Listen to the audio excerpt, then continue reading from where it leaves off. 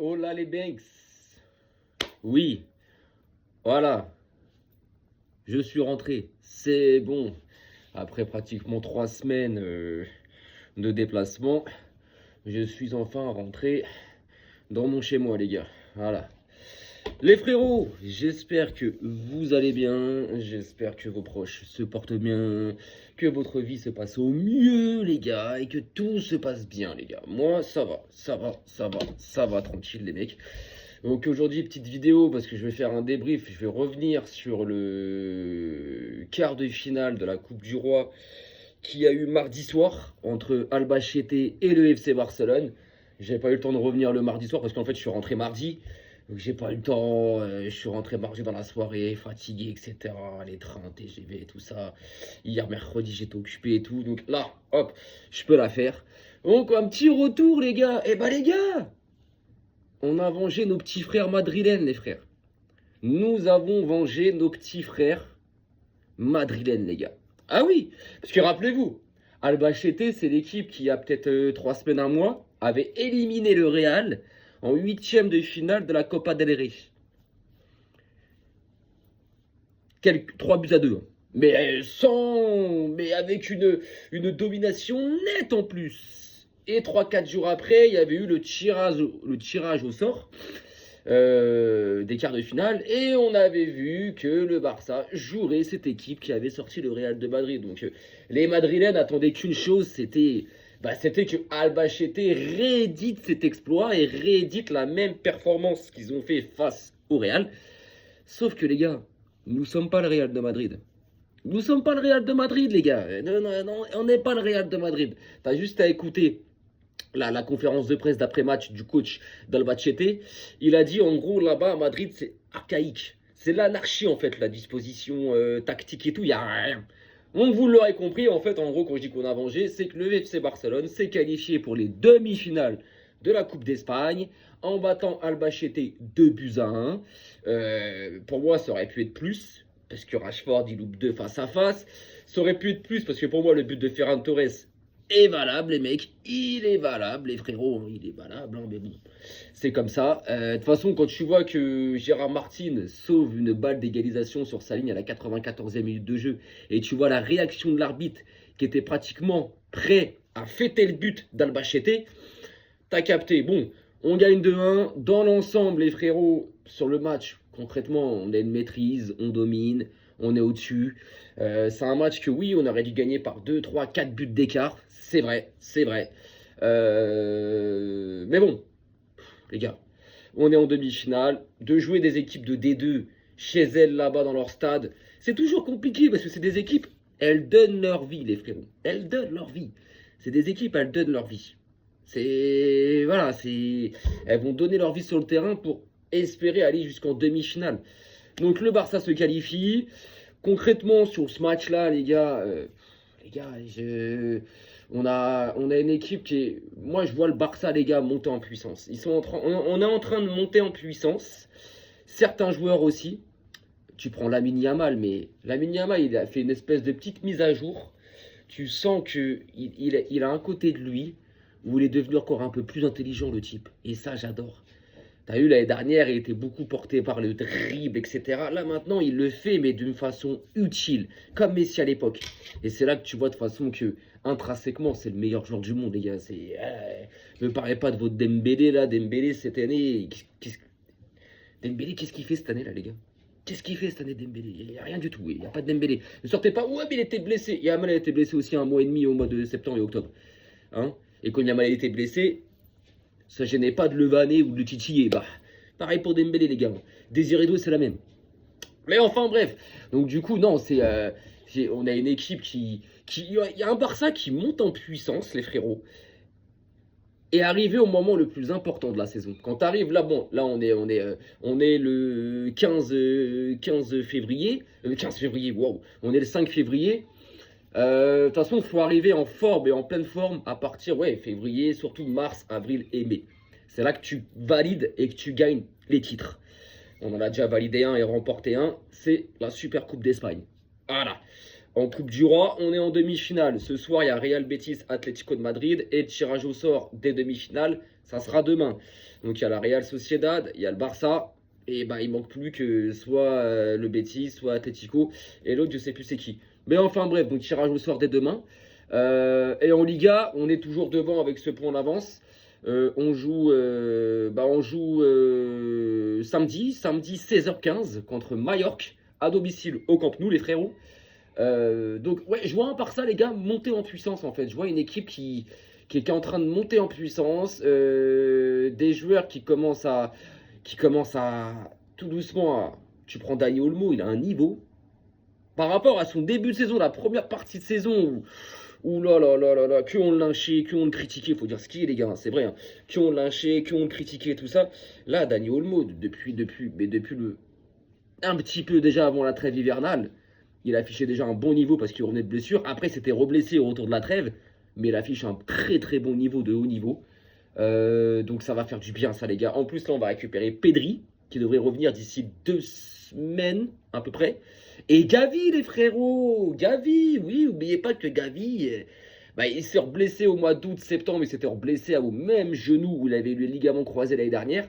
Et on savait qu'il était absent, que voilà, on savait que son absence, elle courait jusqu'au mois de février et mars. Là, ça y est, et j'espère que ça va le laisser tranquille. Et j'espère que surtout, en fait, ça va pas impacter son niveau.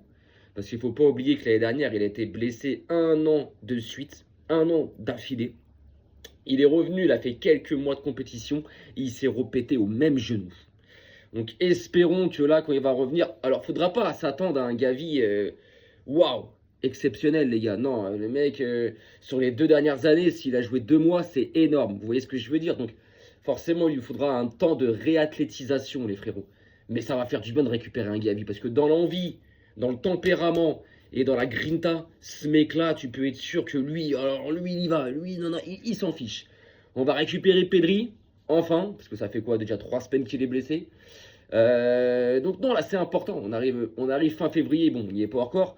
Mais on y arrive, voilà, on arrive en mars, avril, mai, comme je vous ai dit, c'est là où les titres se gagnent. Donc c'est important qu'un Barça monte en puissance. Et de toute façon, comme j'avais dit sur la première partie de saison, août-décembre, j'avais dit, vous verrez un meilleur Barça sur la deuxième partie de saison. Alors défensivement, on a toujours les mêmes problèmes. Et ça, c'est inquiétant en fait. C'est ça qui m'énerve. Quand tu vois qu'une équipe comme Albacete te met en difficulté. Alors qu'à te mettre en difficulté 1-2 fois, c'est logique. Mais qu'à te mettre en difficulté plusieurs fois et que tu sens que tu es à chaque fois sur une attaque au bord de te prendre un but, allez frérot, ça va être quoi quand on va rencontrer un gros? Ça va être quoi? Sur chaque attaque, on va encaisser. Maintenant, j'ai confiance en mon milieu et notre attaque. On va prendre 3 buts, on va en mettre 5. Mais ça, il faut régler ce problème défensif. Alors, est-ce qu'il sera réglé cette année? Je pense pas.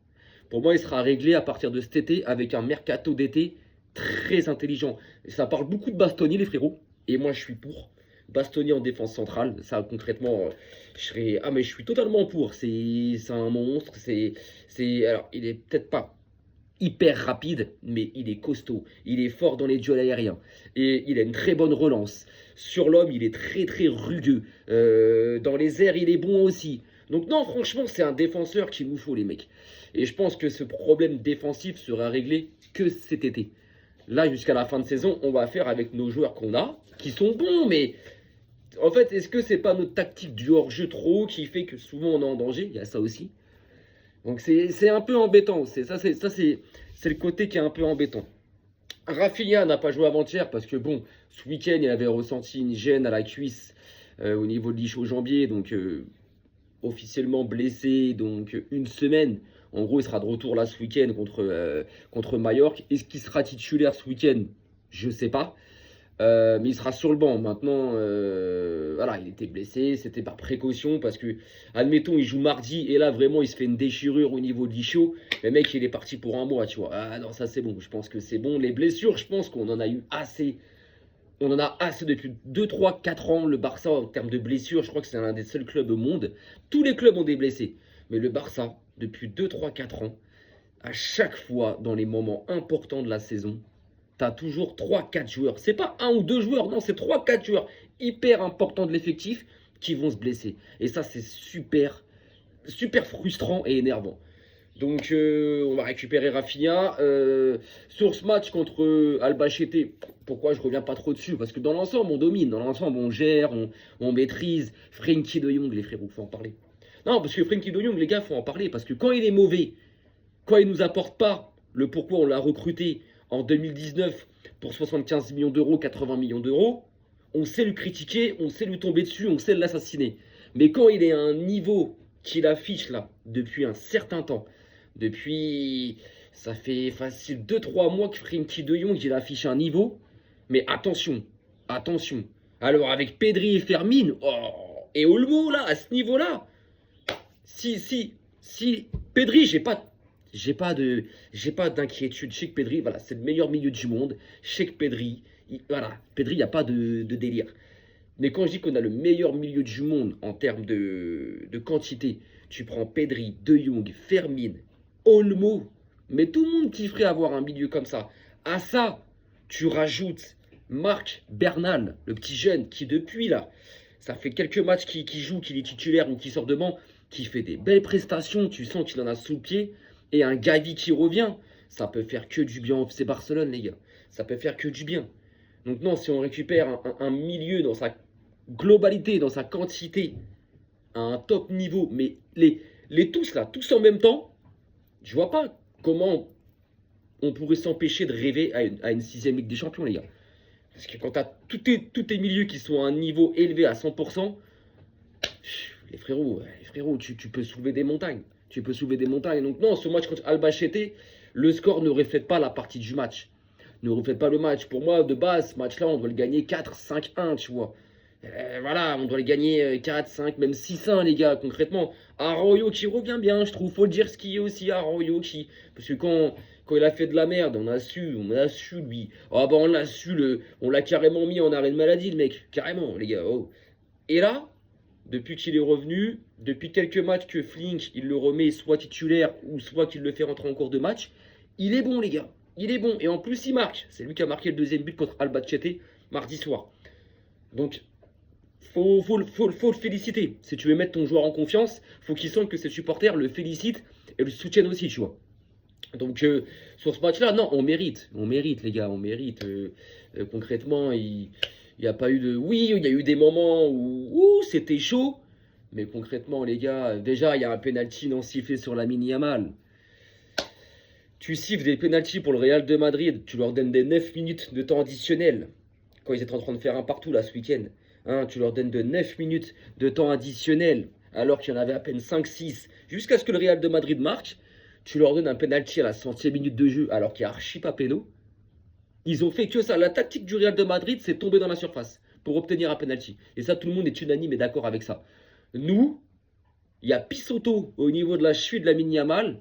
Tu vois le ralenti en plus, tu vois très bien le ralenti. Non, non, ça joue. De toute façon, quand tu vois que Gérard Martin, à la 94e, il sauve une balle d'égalisation d'Albacete sur sa ligne, et tu vois la réaction de l'arbitre, et ça a fait le tour des réseaux, les gars, hein. Ça a fait le tour de Twitter, de TikTok, ça a fait le tour de tout le monde, tous les streamers l'ont repris, etc.